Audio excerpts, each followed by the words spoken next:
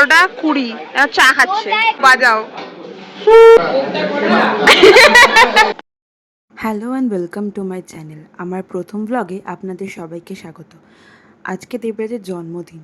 আমি, মা আর দিদি যাচ্ছি দেবরাজের জন্মদিন সেলিব্রেট করার জন্য ভূতের রাজা দিলে পড়ে। সাথে মাসি, মেশো, দীপদা আর টিশাও আছে।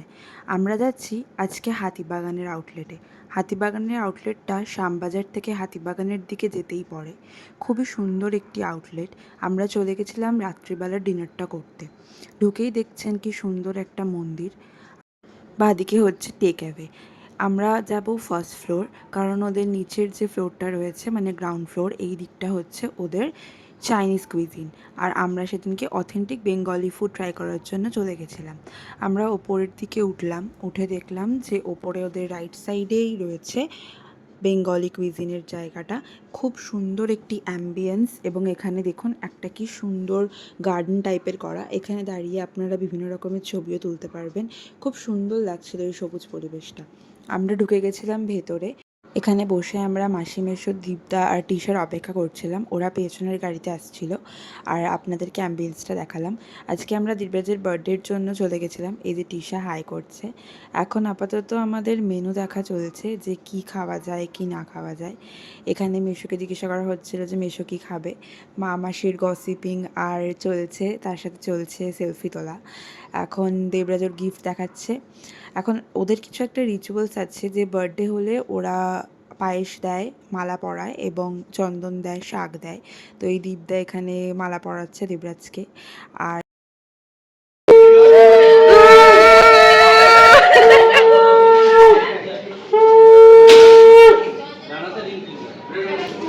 আর দীপদা এখানে নিজের বন্ধুকে চন্দনের ফোঁটা দিয়ে আশীর্বাদ করছে। এরপরে ধান দুব্য দিয়েও আশীর্বাদ করছে। দেবরাজকে দেখে মনে হচ্ছে যে ও ভীষণ লজ্জা পাচ্ছে। এখানে সবাই ওকে দেখে হাসছে এবং সে কথাই বলছে। এখানে দুই বন্ধুর মধ্যেই আর কি চলছে। মাও দেবরাজকে সেমভাবেই আশীর্বাদ করছে। এরপরে একে একে মেশো, মাসি সবাই দেবরাজকে আশীর্বাদ করছে এবং পায়েস খাওয়াচ্ছে। এখানে আমার দিদিও খাওয়াচ্ছে এবং তার সাথে এটাও বলছে যে দেখ আমাকে দেখা যাচ্ছে তো। আর এখানে সাইডে টিশার চলছে নিজের মতন করে আমপান্না খাওয়া। তারপরে দেখুন দেবরাজ টিশাকে মালা পরিয়ে দিচ্ছে। ওদের এই শালিচামাপুর খুনসুটি সারাক্ষণ চলতেই থাকে। এরপরে আমিও দেবরাজকে একটু পায়েস খাইয়ে দিলাম, দেন ও কেক কেটে সেলিব্রেট করলো। কেটিংয়ের পরে আমাদের খাওয়ার পালা চলে এলো। এখানে আমি একটু আমপানটা টেস্ট করছিলাম। আমাদের এখানে ভেটকি মাছের একটা ফিশ ফ্রাই ছিল, যেটা খেয়ে দেবরাজ রিভিউ দিচ্ছে, ওর বেশ ভালোই লেগেছে। আর তার সাথে গন্ধরাজ চিকেন পকোড়াও ছিল, খুবই জুসি এবং খুবই সফট ছিল। দিদিরও খুব ভালো লেগেছে।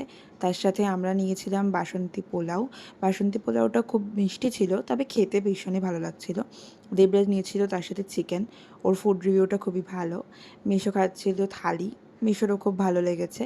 দেন ওখানে আমি, দিদি, দীপদার, টিশা ওয়েট করছিলাম আমাদের মাটনের জন্যে। এখানে দিদিকে একটু দেবরাজ খাইয়ে দিচ্ছিল। আমরাও তখনও মাটনের জন্যই ওয়েট করছিলাম। তারপরে দীপদাকে দেবরাজ একটু খাইয়ে দিল।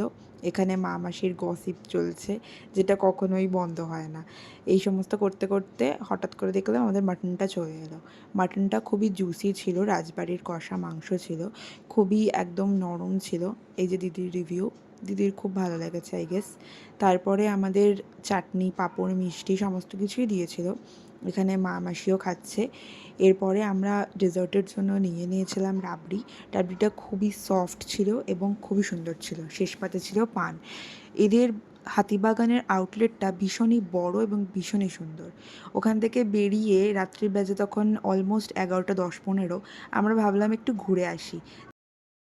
আমার দিদি ভূতের রাজা দিলবর থেকে ডিনার করে এসে এখন রাত বাজে 11:20 চা খাচ্ছে।